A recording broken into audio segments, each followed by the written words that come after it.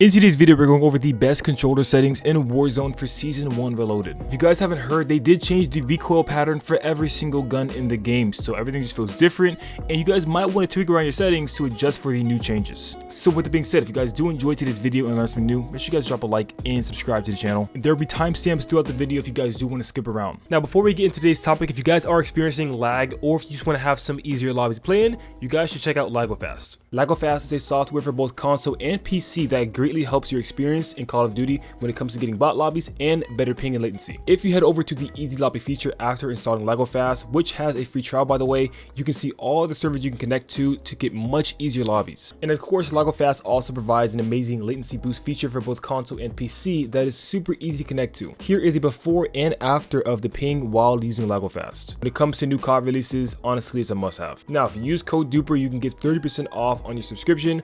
Like I said before, they have a free trial if you want to test it out for yourself. Alright guys, here we are in the controller settings. Now some things might look a little bit different because it did update the way the horizontal and vertical sensitivity looks. But first things first, we have my button layout. I do use default flip because I do play claw, so there's no need for me to actually use anything special here. But if you guys don't play claw or don't own paddles, you guys probably want to use bumper jumper. Either bumper jumper or bumper jumper tactical. These are both pretty good presets to use. This is what I use before I play claw. My horizontal and vertical sensitivity is set to 2.20. Now they did change this value, like, I don't know, system. It used to go from 0 to 20, now it's going in decimals. So I'm not really sure exactly why they changed that, but you can see mine's like kind of right in the middle. This was basically like 12. I think I used like 12 or 13 before they changed it, so this is basically the equivalent to that. This right here is a nice balance because you can aim really well at far range and still have really good movement up close by being able to look around and whatnot, especially with omnidirectional movement. It's just really good. I have these three settings all set off, and I do have my swap L1 and R1 on. This is actually really helpful if you guys are trying to have a faster reaction time with shooting your gun. So if you guys do want that, you guys should swap these. I've been doing this for years now. Now, controller vibration, you guys actually probably want to have this on if you want to. If you guys don't want it on, you don't have to, but this will help if you guys are trying to get that rotational aim assist. They did change the way aim assist does work in Black Ops 6, and I think it actually affected Warzone as well, but it's still pretty good. It's pretty strong, so having those micro adjustments in the controller by the controller vibrating is going to kick in more rotational aim assist. And now you can even control exactly how intense it is if you guys don't actually like having a lot of, controller vibration. But I don't really like it myself, so I just leave it off. My trigger effect is off, and my Deadzone is set to 0 on the left stick and 3 on the right stick. You guys want to make sure you have your left stick set to 0. This is going to allow you to get the most rotation aim assist, and you won't really need the vibration thing if you have this set to 0.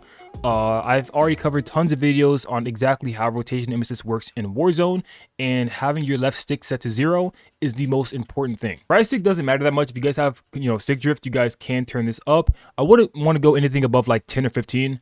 But mine's right now is on 3. And right here, you guys can test your stick dead zone by just turning this on. You guys can see just how much it's moving. You guys can see my controller's it's pretty good. It's basically brand new. In the aiming settings, all of my multiplayer settings are all set to 1. They're all just on default. I do not have look inversion on. I'm not a psychopath. But in the aiming advanced settings, I highly recommend you guys go down to the ADS sensitivity transition timing and put it on instant. This is actually a setting that they recently added in Black Ops 6, and normally this is already just by default a thing, but they do have it default on gradual.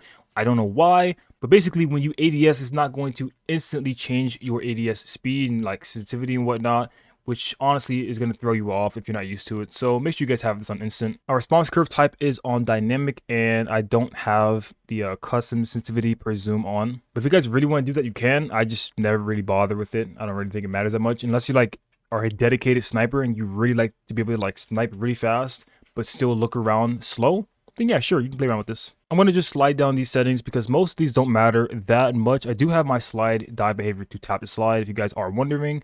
But yeah, most of these are just personal preference, really. Now, in the combat settings, I'm just going to go over what's most important. You guys can copy the rest if you guys want to. But right here, I have my prioritized finishing move on the body shield / finishing move behavior. I have my armor plate behavior on apply all. This is really important if you guys are trying to actually put all your plates on in Warzone by just pressing, triangle or Y once, instead of having to keep putting them on manually. Now guys, I don't know about you guys, but I highly recommend you guys turn off sprint cancels reload. This is super annoying to run into when you're in the game. I know a lot of you guys are probably used to Modern Warfare 3 and being able to sprint while reloading, but now you can no longer do that anymore. So if you guys actually want to be able to reload and sprint, or just move forward if you guys have auto attack sprint on, you guys should have this off. Also, this setting right here, make sure you guys have this on prioritize either one. If you guys want to have a reload, you guys can do that, or interact. I just wouldn't recommend you guys have tap because you're going to accidentally pick up things or accidentally like open doors or whatever. So I prioritize interact, which means that I'm prioritizing picking up weapons over reloading. So if I want to, reload my gun and there's a bunch of items on the floor or the door near me, all I have to do is just hold square or hold the reload button and I'll reload and never have to worry about picking anything up. And then if one picks stuff up, I just tap it. Makes it a lot easier. But that right there is all the settings I have for today's video. If you guys do have any questions, make sure you guys comment them down below. With that being said, I will see you guys in the next one. Peace, love, and understanding always.